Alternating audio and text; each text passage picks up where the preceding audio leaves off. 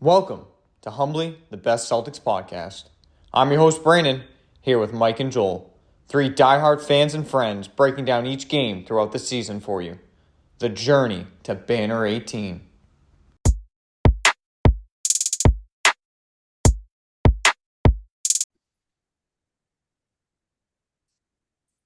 Welcome to episode 2, and the Boston Celtics are 2-0. 2-0, boys. Welcome back to our second episode. What a week. What a start to the season. Are you guys pumped? Are you guys fired up? Are you thinking, is 82-0 on your minds? It's on the table. It's You on the can't rule table. it out. In the words of a legendary Celtic, Mike, anything is possible. Let's go. Love it. Oh man, I'm excited after watching just 2 games, huge games to start the season off of. Some things we can obviously work on.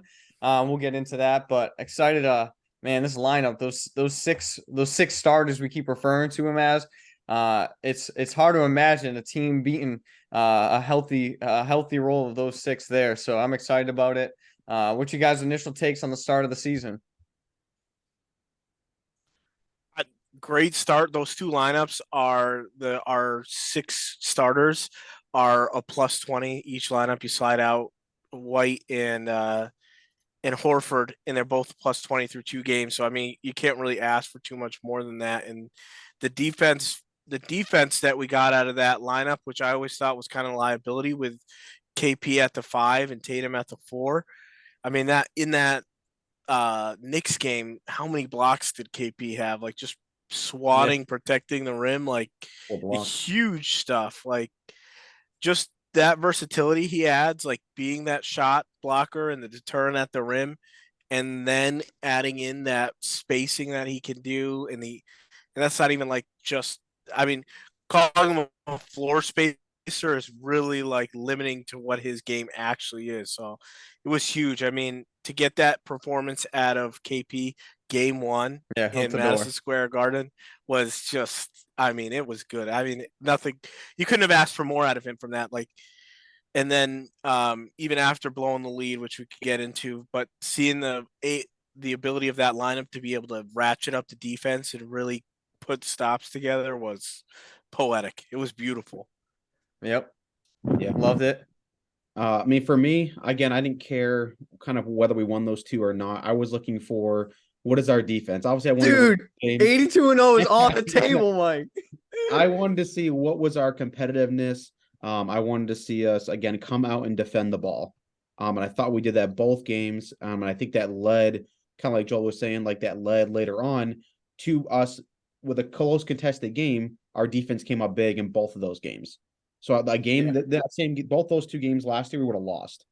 We're right down to the end. Those last little couple minutes are just so crucial, and we didn't have that. We couldn't pull those wins out last year. So I love that both those games were tough, gritty playoff opponents, and we came in there and got the W both days. So it was exactly what I was kind of looking for going into those games. I thought our defense was the calling card, and I hope we hang our hat on that this year going forward. I definitely agree with you, especially that Knicks game. I feel like that was definitely one we had the lead for most of the game, and it's into the fourth quarter, and we blow the lead. That's definitely one that we would lose. Last season, but it's just a huge performance, and I think it's really like just if Brad needed to showcase exactly why he was looking to add KP, like that's the perfect game. Like, can we get someone else going? Can we get someone else to score? I think Tatum scored his 34th point, and there was 5 minutes left in the game. And it's not like he didn't have an impact of the game, which is kind of like what everyone goes to when he doesn't score. But he made the right reads, played great defense, had some great passes and assists, and like I said, great reads out of the double team to find KP for open threes. It was huge. It kind of stinks to like fast forward the game to just the last 5 minutes, but really that was the point of the game that mattered the most. But before that, I mean, when we built that lead, it was a great showcase of what this team is. Right, Tatum was getting to the rim at will, finding his spots. Drew had moments where he came up clutch, and White made great plays like he always does. So just a great, honestly, like a great performance. Sucks we gave up so many open threes and such a high percentage from threes, because otherwise it would have been a blowout, which would have been a lot more stressful. There's obviously, obviously we're pumped 2-0, right? But there was definitely some things in the first two games that you're like, hey, the guys are new. You could see that there's those times, but then there's those times that they struggle and the turnovers get kind of high and it gets a little sloppy. I still don't see Drew running the offense as much yet as I'd like to, and I'm sure that's coming as he learns the offense and all that kind of stuff. But those times that you saw like our defense just like click together, it was like, man, like what this team could be capable of when they're all just kind of working together and clicking there. It was some awesome stuff. Jump into it. Obviously a couple things. Yeah, I mean, Joel alluded to for 3-point. We struggle a little bit, 30%, 12 of 39, let up the Knicks 44%, 43.9%. Thank God the Knicks can't make free throws because they tanked on that. They missed 12. We only missed 4. So that was big. And then rebounds were close, but I think the discrepancy really was those offensive rebounds. And man, that's something we really struggled with last year. Hoping we can clean that up. We heard all preseason that it's going to be everybody's job this year to crash the boards. And with a smaller lineup, when you're running, just KP in there, like everybody has to crash the boards. So hopefully cleaning that up there from from letting up 17, and we did the next game, things like that. But all around, I thought it was a great game. One thing I love between game 1 and 2 was that, many had said it, you had that like KP Tatum game 1, and then you flip the card to the net to the Heat game on Friday, and you got a whole different a White game who we're getting to that. I'm just so pumped about, and then a Jaylen Brown game, a huge bounce back game for him. And we still haven't even had the Drew Holiday game yet. Maybe that's Monday. But it's like what this team has, just the different pieces. Joel alluded to in that 5 minutes, like Tatum obviously contributed, but not on the scoring side. But to have that option and win a game where you're like, hey, they took our best player out of the scoring option in the last 5 minutes, but he's making the right reads, making the right plays. But then having the right guy at the end of that play to be able to finish that game was absolutely huge. And I was just so pumped for Porzingis, the way the fans booing him and the chants at him and just having his moment, winning the game for us. If he hit that second 3 that put away the game, I probably would have drove straight up to Boston and bought a Porzingis jersey right then and there because I was just so pumped for the guy. Like, what an addition to the team. Let's jump into. Go ahead, Joel. I think one thing we got to mention about this game is Tatum's ability to get to the rim. I mean, it's a huge deal, but it also was a big team we were playing, right? You got Mitchell Robinson, Julius Randle, real shot blockers. Tatum was 8 of 9 in the paint or at the rim. And that's like crazy for a non-big to have 9 attempts at the rim. Last year, players that averaged 9 attempts or more from at the rim, there's only one guy, and it was Giannis. So if Tatum is able to produce at that level, and I'm not saying average 9 attempts at the rim, but that's insanity to add to his game. Like just his ability to get there and what he can do off of it, like the space it'll create for him, the space it creates for others, and lanes it cuts and reads out into the corners. It's huge, huge stuff. Really game changing as far as like when our offense is actually clicking and moving, and we're getting it into the paint. Because I feel like that was one of the biggest critiques we had for Tatum was when his shot wasn't falling, he had a tendency of not really impacting the game a lot or just dribbling up into contested threes. But that was huge to see. Like he attempted 8 shots from 3, so he attempted more at the rim than at the 3-point line. That's just crazy to think about. So huge part of the game. I loved what I saw from him off it. His ability to get to the rim, like I said, his footwork, and then just rebounding was just incredible in game 1 versus the Knicks. So that was huge stuff. Porzingis, obviously the player of the game, gets all the shine, but that game had Tatum's fingerprints all over it. Yeah, I think one thing with Tatum is like the last 2 seasons we've heard about like that weight and that shoulders and just how the pounds he's putting on. And someone had said, I forget who, but it was like he still played like he was a skinny dude, and he's far from that. I mean, he's massive now. So we're finally starting to see that. And I think a lot of work from Sam Cassell and guys like that at practice, like how explosive he was going to that rim with confidence. Just times where I think it was on Mitchell Robinson, and he just like exploded right when he got to him and stepped to the left. That play, it was amazing. And that's what Mike, we used to talk about all the time last year. Like Tatum would, when his first couple of shots was him getting to the rim, those easy shots, it's like the game then became so easy for him. It's like then his threes started hitting. But when he started those games that were just infuriating of him just jacking up those early threes in the game, and then it felt like the game was just so hard and he was bound that whole game. But this Tatum that we've seen in both games, so it wasn't just like, hey, it was just game one against the Knicks.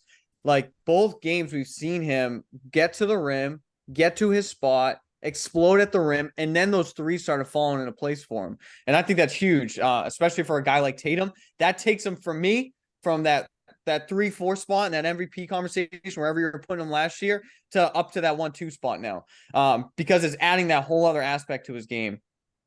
Yeah, I just love how he can play in such little space. I love how he handles double teams. Yeah. Like a lot of players really struggle with double teams, but he'll take a quick like jab step and then he pulls back, even being double teams, and still was hitting those shots. Yeah. Or he puts his head down and breaks the double team. He makes really good decisions with the ball when he's double teamed. And that's, I feel like a lot of times that's always with Embiid. Embiid always struggles when he gets double teams. A lot of players in the league that just can't handle that and they throw the ball away. But Tatum is just always cool, calm, collected. And just with his extra strength, I mean, just able to multiple times take the hits and finish those. A couple years ago, he wasn't finishing those. I just love his overall, is putting his head down and getting to the basket over and over again this year. That's something that I loved about Pierce. Pierce would always just get to the free throw line multiple times a game, and it is also just, I think, just gives his confidence, like you're saying, whether it's layups, just free throws, just seeing those easy buckets go in, just his confidence goes up, and that's what generally has those 30-40 point games. So I'm excited to see him build off the first two games this year. Yeah. Me too. That was a huge start to his season. So obviously we had Tatum, Porzingis with a huge game. 9 to 10 at the free throw line. Nice to have a guy that gets heavily to the free throw line this year, and hits them. A big man like him, hitting those free throws was absolutely huge, especially down the clutch of the game. Holiday struggled a little bit. Felt at times he was kind of just stuck hiding in the corner. Obviously new, learning the offense. 4 of 10, 1 of 5 from 3. But I still felt he had a huge impact. 3 blocks in that game. So I felt like he still had that big impact. I think still with Holiday, like the best is yet to come with him. Obviously as get acclimated into our system and everything like that. And then we had White and Brown. White very quiet game against the Knicks. Had his block in there. I think he's going to find one of those every game with the way he's been playing. And then Brown. Obviously, we could talk Brown for a second here, but really struggled. Was a little nervous. Obviously, I just felt like he wasn't letting the game kind of come to him.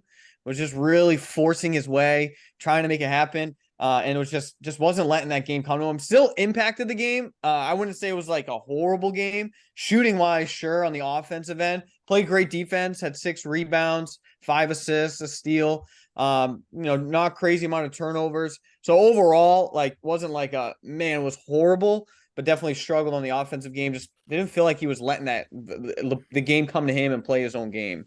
His plus minus, he was still a plus for the game though. Like stats wise, and there were some good things to see. Like I can't remember the last time he had 5 assists in a game. That was huge. Yeah. Like just making the right reads, putting the ball in the right spot, which is something that I think has been a fair critique of Jalen, but he really did have a strong game playmaking in spots. And I guess we'll get to his rough sequence in the third quarter or the fourth quarter, whatever time that happened at. I forgot. But yeah, that it was solid to see like him affect the game another way instead of just having to put the ball through the hoop. Yeah, which is something that I feel like Celtics fans have been harsh on him about, and NBA media has been hard on him about. But that was huge to see him be higher on his assist to turnover ratio for the first time, and I don't know what feels like an eternity. Probably not if you actually look through the numbers, look through the games, but you could feel the difference in him playmaking this game than we have in the past. Yeah, 100%. To the game was he signed that massive contract this offseason, so I feel like there was added pressure for him to come. Prove to the fans that he was worth that massive contract. Highest. It was in my head. Yeah, and so I think right from the start, you could tell he wanted to get going, and it just took him a little bit. Prove that money, yeah. Yeah, The and then memes write themselves though when you have $300 million. Like when yeah, you sign a $300 million contract, the memes write themselves. yeah, and I just feel like those turnovers late in the game, that was like I was like, here we go again. Yeah, those two straight turnovers, bad turnovers.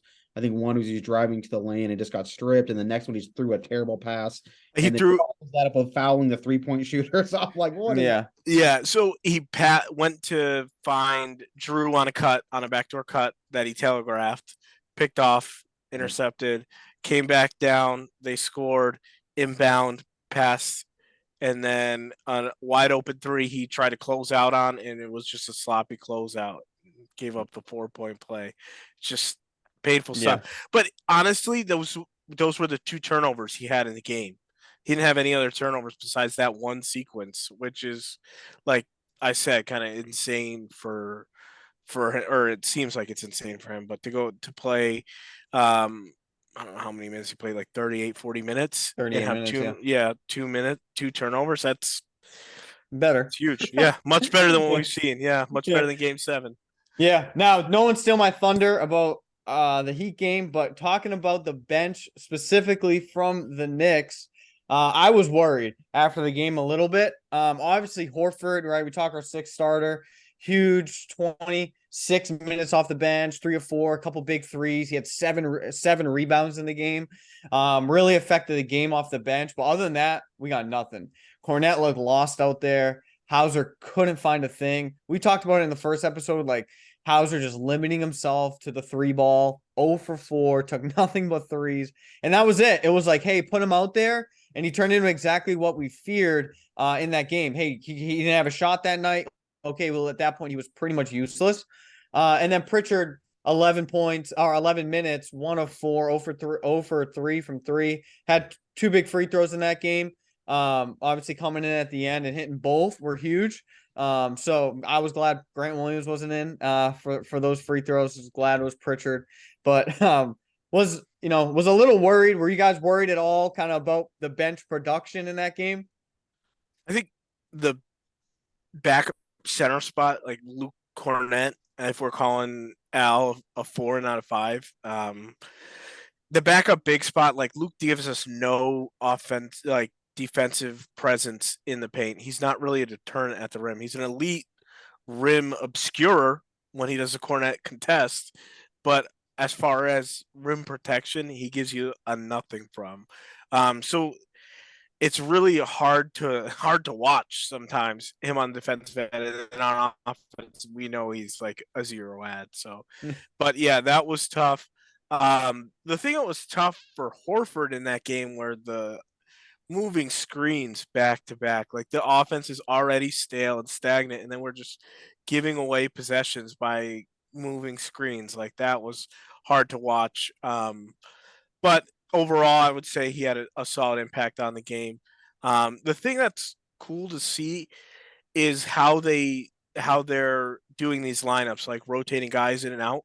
I feel like we're never going to see a time unless the game's out of hand where there's not at least 2 of the 5 starters on the court. Like we're never going to see complete lineups where it's like just Tatum and Cornette, Pritchard, Hauser, and Stevens. You know what I mean?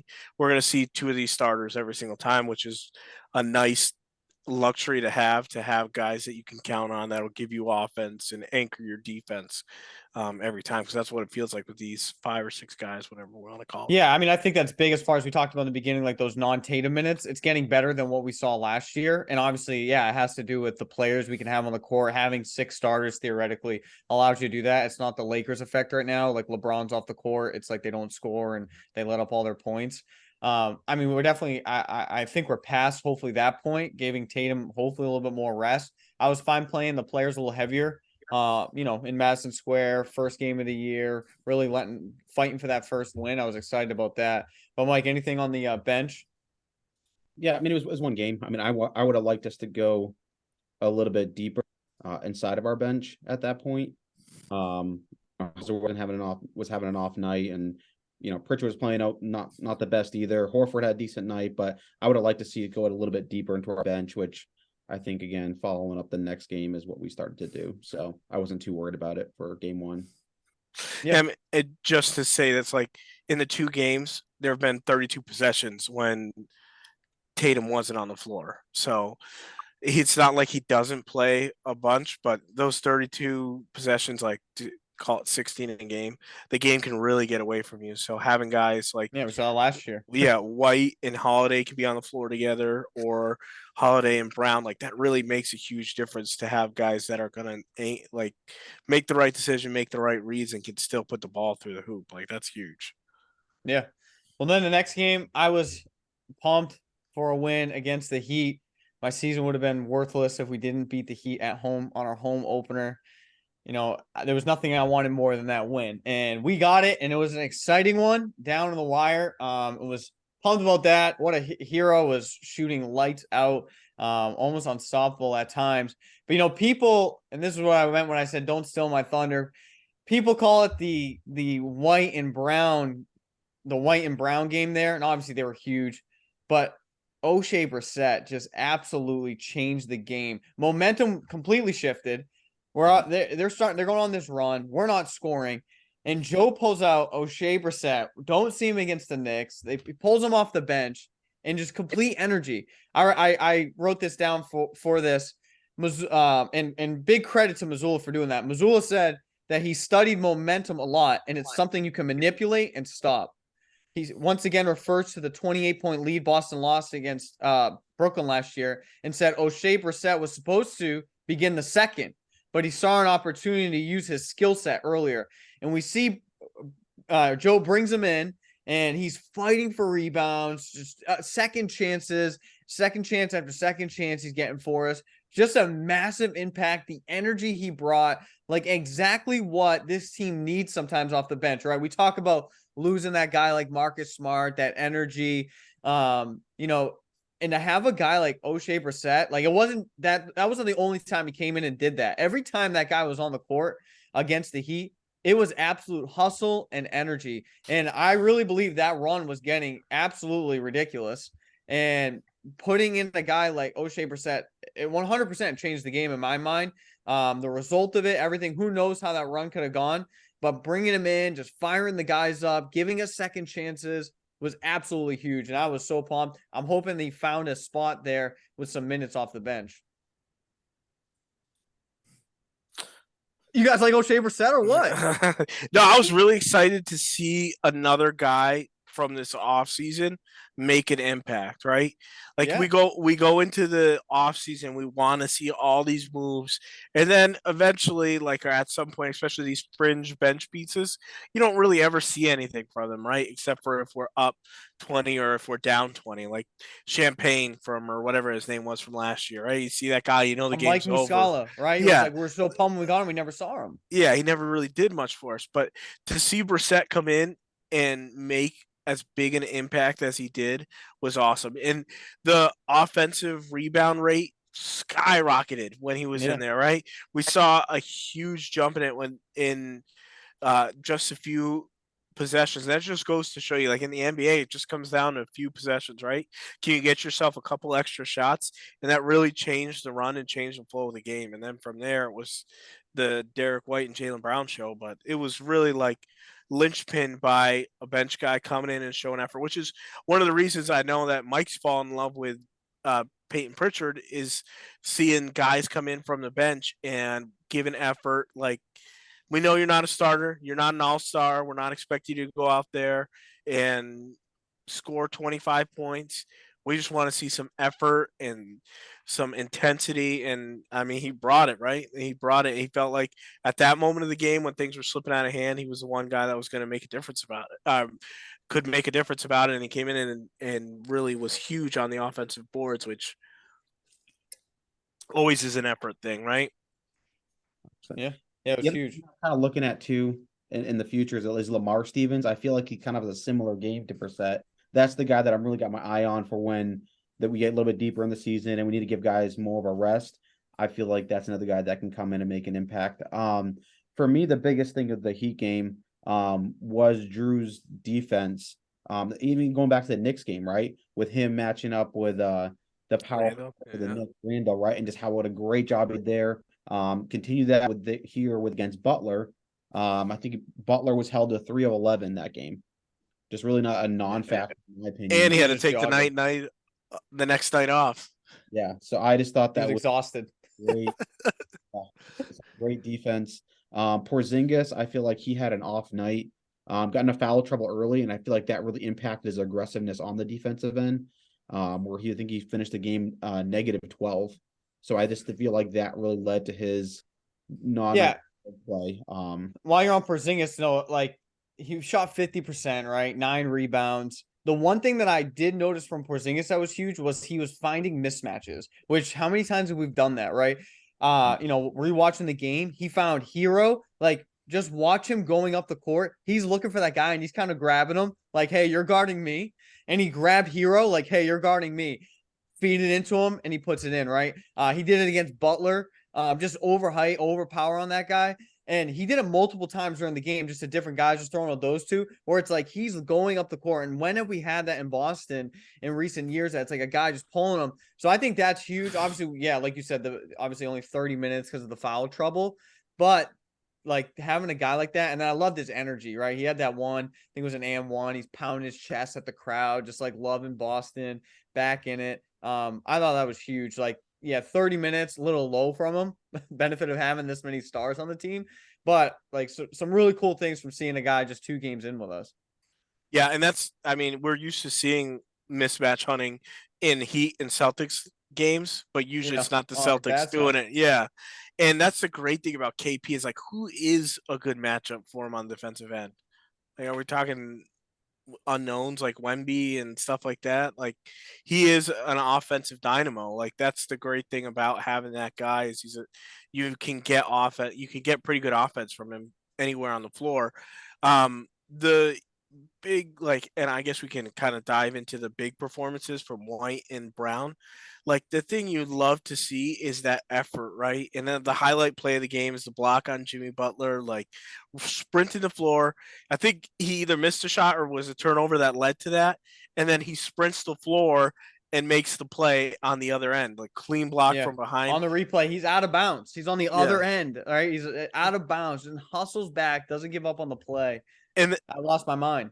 that was a highlight, but Drew had a similar play earlier in the Yep. game where just the defense that we could get from our guards is just incredible to see, and it matches up better against Hero had a huge night for them, but he was 5 from 12 from 3. Like, and there's when he shoots that good from 3, what are you gonna do? What can you do?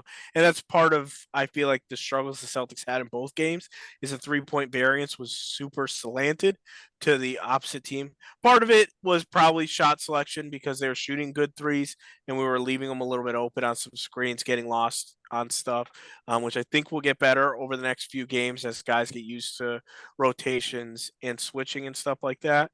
But White's performance was clutch, 14 points in the fourth quarter. Feels like he was just making every single play. We've seen that from White at times, but to see it like in his starting role and him to get shine like that was huge. And Jalen, just a bounce back game, shot 50% from the field, was at like 40% from 3. Only 50% from the free throw line, which is like still just a pain to have Yeah. a Two of wing, four, right? a wing not being the 80% is just But tough. I'm gonna forgive him for the one play of the kiss of death. The 3 at the end. I'll Yeah. admit it. I yelled no when he shot it, and then when he hit that, I lost my mind. Was all back on his side. I felt like a Marcus Smart moment, right? Because it's like it's been a little rocky start for Jalen. Has that bounce back game, but then that 3 just absolutely put the game away. But obviously a huge game from him. I'm a huge fan of Derek White. He's ice though. Jalen Brown, like though I feel like he hits those shots in the fourth quarter when he needs to more often than he doesn't. So Yeah. it was definitely a clutch performance from him to end the game too. So like just what you wanted to see, right? I think we saw in these first 2 games what we were looking for. Like how do we look when not all 5 starters are on the floor? Like we could survive those minutes. How do our superstars look? Is he going to match his All NBA performance? Game 1, we didn't see it. Game 2, we saw it. How does Porzingis look? Well, we saw what he can be and how high he can bring the ceiling, but we can also see how we can survive without him. Which I'm sure there'll be times throughout the season we have to like endure when he's not start or when he's not in the lineup for injuries or whatever reason or foul trouble. But we could survive that with a guy like Horford, who didn't even score, but still had a huge impact on the game. 10 rebounds, Yeah. 2 assists, like a block. That's a guy still making an impact without having to score. So you love to see that. You love to beat the Heat, and you love to see the Celtics beat the Heat. You love to see it happen in the clutch because it feels like the only time we beat them is when we blow them out. So that was huge to have one that we ground out and went our way. Yeah, I think, obviously blowouts are great. When it's in our favor. Yeah. But those games is when you're like sticking to what you want to get to. And against more than likely playoff contenders like the Heat and the Knicks. I mean, that's what you want to see. I got a little PTSD still from the last couple playoff runs. But starting the year out, 2-2, 2-0, and 2 for 2 on games this close, and getting a little nervous and getting the blood flowing again for the NBA season. But we stuck to Celtics basketball. We saw what we wanted to see from the guys. Looking to clean up, some turnovers, things like that, as we learn more of the offense with Holiday. Hopefully some more bench opportunities, like Mike alluded to. Lamar Stevens is a guy I want to see. We'll look ahead in a second at this week's games. But Mihalacek, Lamar Stevens, guys like that, I'm hoping to see more of a role from them as we go into hopefully a lighter part of the schedule throughout the season. So, Mike, any last takeaways you got? We'll give you on the Heat game. Yeah, I mean, I just love to, you kind of alluded to earlier about our ball handler. What I like about it, there's not really like all top 6 guys can handle the ball. Yeah. I mean, it's like times at Horford bringing it up, right? It's just whoever has the ball, they're just pushing it in. I love the pace of the game right now. I just think it leads to easier buckets in transition. So I just love whoever gets the rebound, tossing it up. Obviously, when you have your, when they score a bucket, whatever, or out of timeouts, you have our regular, Drew or White. But I just like that we have so many ball handlers that can move the ball and have a little bit more pace than we had in years past, where one guy brought it up and just slowly plotted. And I like our pace right now. So I think that's a big takeaway from the first 2 games as well. Yeah. I love when Horford grabs a rebound and then just doesn't pass, just moves the ball forward. Like he just pushes forward, brings the offense with him, and he's a great passer. Talk about that game, he didn't score. And usually that's like having a guy like that on the court for 25 minutes. It's like, what in the world is this guy doing? But instead, he's got 10 rebounds, 2 assists, a block, huge defensive plays. Just great spot in the offense for him. Like having a guy like Horford in your lineup, a veteran like him, just to make those good decisions and not have to rely on him for scoring. Think of what that would have done for us last year in the playoffs, right? When he's missing his shots. And instead, we're not relying on him to make all the shots. So, yeah, and the pace that he can bring and things like that from a big man. You don't have that from Rob last year, right? Rob's not a guy you want bringing the ball up the court, right? And in year, good passer, but now he's not going to dribble. Guys, You also don't want him to play make either, really, with the ball in his hands. He's a screen and then find a guy cutting. Yeah. So, yeah. All right. Well, week ahead, we got 3 games to look ahead at. Hopefully 5-0. We can report for episode 3. But got some big games coming up. We got Monday playing against the Wizards on the road in DC. Excited about that game. Mike, anything on the Wizards? Yeah, I mean, just Porzingis' first game back in Washington. Yeah, a couple of years, had a great year there last year. Which obviously, we obviously started looking at him after that big year. So I think he's, was healthy there. So I think that'll be a cool game going back to Washington and see how we match up against them. I feel like we should definitely be a W that night. Yeah, hopefully a good win. But I'm excited about Porzingis being back. If he didn't play the way he did last year, I don't think we would have pulled the trigger with a Marcus Smart move for Porzingis. Obviously, huge year, and he's starting with a huge year with us so far. So excited to have him back in DC. I think you'd get a warm welcome back there to the fans there. But obviously, guys like Kyle Kuzma and guys like that, Jordan Poole on their team, we're excited to watch our guys kind of match up with those. Then, Joel, you got any takeaways there for the Wizards? I think it'll be interesting to see how. Poole has killed us in games past, so seeing Drew and White on him, will be cool to see how we answer his shot making and how he's punished us like it feels like before. So Yeah. will be an interesting spot to look at during that game. Gallinari. Then we go home. And Yeah. Oh yeah, he said he circled the game. yeah, he Yeah. shots on us. Took some shots on us over the off season. So, and he had a big game. Couple Yeah. revenge games coming up this week. Yeah, yeah. It's like Boston always gets those circled on us. It's funny because Gallinari, it's like I was excited for the guy. I'm sorry that you went and played overseas. It would have been huge to have a guy like that last year. But yeah, I'm expecting at least 4 to 6 threes splashed on us from Gallinari. Just usually how it rolls, but still a win is what I'm expecting. We'll see. They did also give up 143 points to Yeah. the Indiana Pacers without a 30-point score. So Yeah, if I'm being real, like this is a game that I'm expecting bench, right? Like I'm expecting Lamar Stevens. I'm expecting good moments for CV. I'm expecting big moments for Pritchard, right? We haven't really had that big Pritchard game that we saw in the preseason. I'd love to see Pritchard. I know Mike would love to see Pritchard. So get Pritchard out there and give him some big minutes. Guys like that. I mean, those are games that we want to get and see what we got, right? Like O'Shea Brissett, Banton, guys like that. Get them out there, hopefully in games like that. yeah, let's get a 20-point lead, get them some playing time. Yeah, exactly. So then we go home, play the Pacers. Welcome him back, Aaron Nesmith. We welcomed him back, and I thought it went well, but today threw some jabs at the Boston Celtics organization, and I think Bleacher Report himself.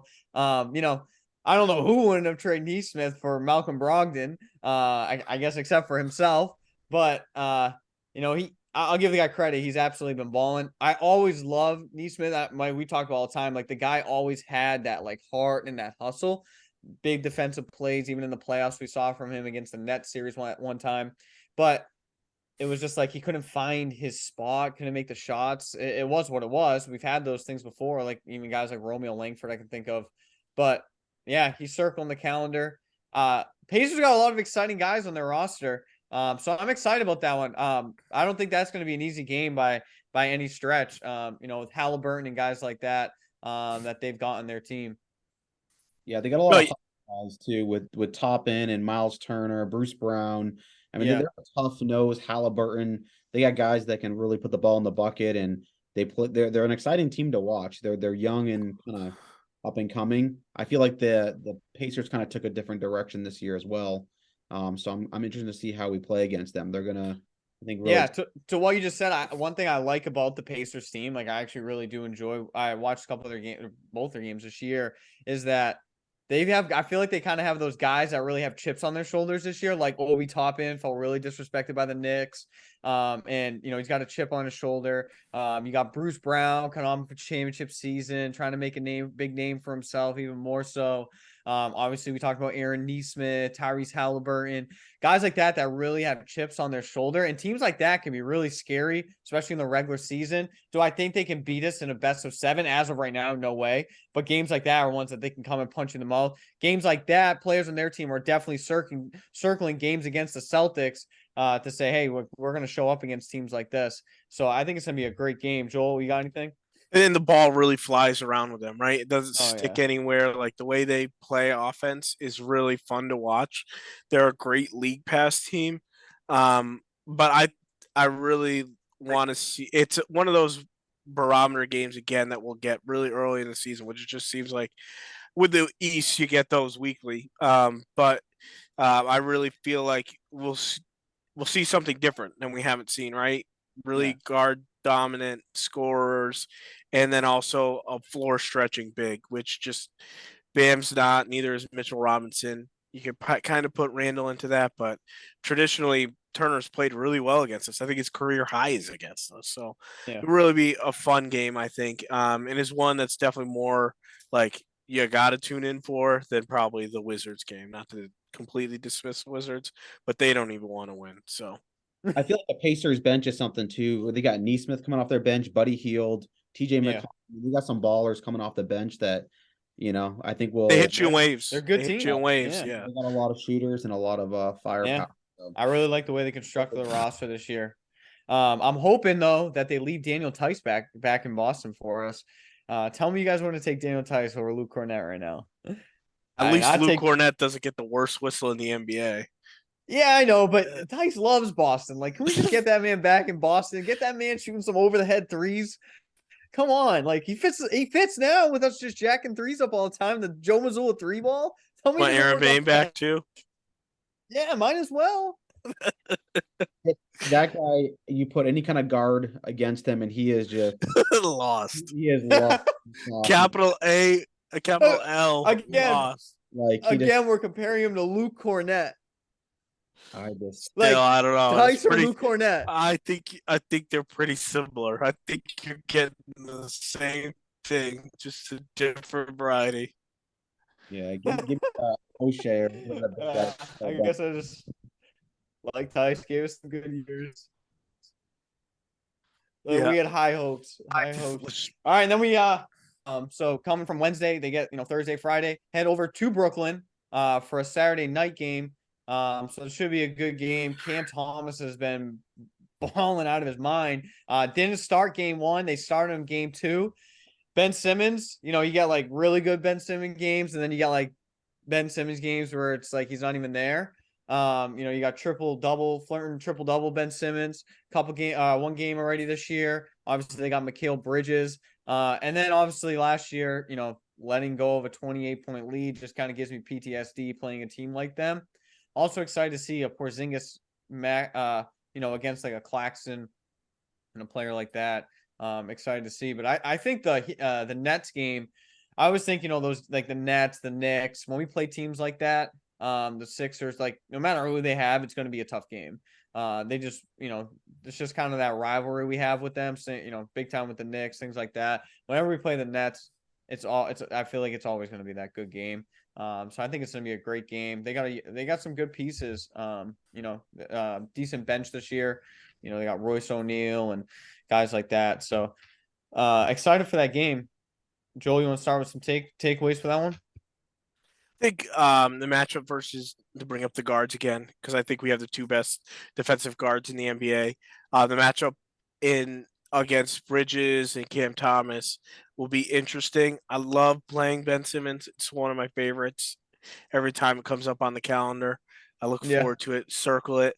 But yeah, no, I'm expecting a good game. I don't think they're a like they're probably like a play-in team, so I want to see a larger margin of victory that we've seen over the first couple games this week, or this season, I should say. The other interesting note for next week is we don't have any national TV games, so everyone that loves NBC Sports Boston games will be on there this week. So it's Yeah. a good thing. They don't have to deal with the For the national Mike Gorman broadcast. last year run, right? So Yeah. yeah, I mean, Cam Thomas is averaging 33 points a game. Obviously, right? The season just started. Ben Simmons at 10 rebounds. You got Ben Simmons at 8.5 assists and a block and a half a game. I mean, he's had a decent start. Second game was definitely better than the first. So I am kind of excited to see what he's going to bring to the table. They picked up a guy like Lonnie Walker this year. He's played 21 minutes for them. So they picked up like just role players, but I think you're kind of right as far as like you kind of got them there in that playing spot. Mike, what do you got for the Nets game? I mean, this is the kind of game I can see the Celtics letting their guard down a little bit. And Coming couple days off rest. Yeah, I worry about that. not coming out the way they should and kind of like underestimating the Nets. And also, too, I could see us other side is getting up big on them and then letting them back in. I feel like that's an issue we've had in the past too. So those are two things where I hope this team really takes them seriously. And Yeah, a guy like Cam Thomas, you're not going to be able to let up like your foot off the pedal. He could put up 12 points on you before Joe Mazzulla calls another timeout or gets O'Shea Brissett back in the game. absolutely. I just want to see us defend the three better. I feel like that's been, teams have been red hot against us, and I just want to see us close out a little bit better and maybe pick up our defense a little bit higher. As soon as they cross half court, have a guy playing above the 3-point line instead of below. Yeah. Send our defense there and make things uncomfortable for them. We saw it at times during the preseason where we put a little more pressure on teams. I like to see us do that and make it more difficult and use our bench a little bit more because we're playing that brand of defense. It's going to, we're going to have to use our bench a little bit more, but that's what I'd like to see is us get into guys a little bit more and not just allow them to come up and pull up in three or be late on a closeout. So Mike's gonna love this take, but I will give you this one. I would love to see Pritchard get some big minutes against Cam Thomas, right? Like you were just talking about, getting up the court, getting Cam Thomas on uncomfortable in his offense, not letting him get to his spots. Like that's what Pritchard like thrives in, getting up the court, pushing the pace, and then on that defensive end, like just being on Cam Thomas the minute they want to pass the ball into him. And obviously, Cam Thomas is a shorter guy, so it's a pretty good matchup for Pritchard. So I feel like that could be a huge game for Pritchard right there with that matchup. Obviously, I think Drew and White can hold their own, but just that mentality of Pritchard being to come in and just give like that hustle against Thomas, just kind of weigh him down, things like that, I think would be huge. So I want to end with this. I asked you guys this, didn't ask before, we talked about this earlier, but I was thinking earlier about the East. What are your 4 top East teams? I think the East is pretty, I feel like everyone kind of agrees, like we got the Bucks and the Celtics up there. But that 3-4 spot is super interesting right now. Obviously you're talking home court. I mean, those are big spots. Super early into the season, but just wanted to see what your guys' take was on that 3-4 spot. Obviously, if you're putting Bucks, Celtics top 2, who you guys are thinking in the East there for the top 4? Joel, you want to kick it off? So you got, I would say Celtics first, Bucks second. I mean, I loved what I saw from the Sixers until Joel Embiid punched the ball in the clutch. But you got the Cavs, I would say for sure, probably be like your third spot. And then I'd like a surprise team, like maybe the Pacers or the Hawks could really steal that 4 spot. I think it's a little open down there. But I think really like once you get past the top 2, call it 3 teams, 4 pretty through wide open. Yeah. 4 through 8 are pretty competitive. So yeah, you're talking like 4. it's gonna be yeah. it's gonna be an interesting run in the like end of the season towards that playoff like play-in time frame. Mike, what were you thinking?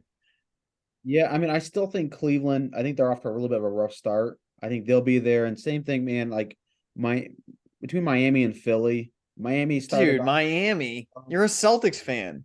I don't like them. Jimmy's already resting, dude. You know what they do? They try to get that playing spot, do the underdog. They thrive off that stuff, Mike. Yeah. So I as of right now, probably going with Philly. Embiid, reigning MVP. I still feel like he's going to have those boys playing well. I think they'll get something for Harden eventually if he actually plays. Like they'll be able to they'll spin it into something that gives them some sort of impact, or like he'll just end up playing for them. And playing well. I mean, I think it's interesting. I was thinking about it earlier myself. Obviously, why I brought it up. I think the Sixers, you can't take away. Honestly, I think they play better ball without Harden. Right, Maxey is a stud. He's a star, and he's been able to play his game without Harden there. At this point, I think Morey's just got to get rid of him, get rid of that distraction. My concern with them not locking up that third is the longer Harden's on the team. I really think that. I think the faster they can get rid of Harden, the faster they can move on and just play their brand of basketball. Especially with with Nick Nurse in there as a new coach to that team and things like that. Like just having to deal with that distraction, whether you're on the Morey side or the Harden side, it's like the guy's on his expiring contract, get a couple picks, get a bench player, and let's move on at this point. At this point, who knows Harden's even in the NBA next year. So, hot take on that, but I think the Sixers, the longer they're holding on to Harden, like the bigger chances the East can open up that 3 through 8 spot. But I think right now I put the Sixers up there just with, how they've started. But I think it's interesting, with the other spot. I like the Pacers a lot. I'm a little worried about the Cavs start. I know, Mike, you like them. I don't know. I'm a little worried about their start. They've got 3 injuries right now to Garland, Mitchell, and Jared Allen. Yeah. Yeah. I mean, their top 3 of their top 4 players. Yeah. So I think you got them. I wouldn't throw away the Knicks. I'm not super impressed with the moves they made. They struggled a little bit against the Hawks. I'm not impressed by the Hawks at all. Trae Young's had a horrible start to the season, and I'm not seeing that increase from Trae Young at all. But the Knicks, I don't think Dante DiVincenzo brought them up to that Celtics Bucks level. They lost a guy like Toppin. Brunson has really struggled to start the season. Randall's just jacking up threes, just continuously hasn't gave up on that at all. So I'm really kind of I don't know who I give the fourth to. I really think that the Pacers have a shot at that fourth spot. Just because they got that that exciting team. I've been pretty interested in the Pistons basketball so far. They've had a decent start to the season. I like the players they got. I like the chip on the shoulder guys, obviously. So I like their team, but The I really eight feel like bigs that they have. yeah, the 8 bigs they have. I mean, match up against us. I mean, Orlando's 2-0. If they have to play us 50 times, there's 50 more wins for us. We don't beat Orlando, so so you at least know Orlando's got what 4 more wins again this season. And that's going to be against us. So, yeah, I just thought it was interesting. Just the East is super wide open. I feel like after Bucks Celtics, with it. So it'd be interesting to see those. I want to make moves and things like that too. So, but exciting stuff. Couldn't plan a better start. 2-0, 2 big games. We said it. I think Mike mentioned earlier. Games I feel like we talked about that we would have lost last year. I saw huge improvements from Joe Mazzulla. The opportunity to have guys when they're having off games to use other guys on the team.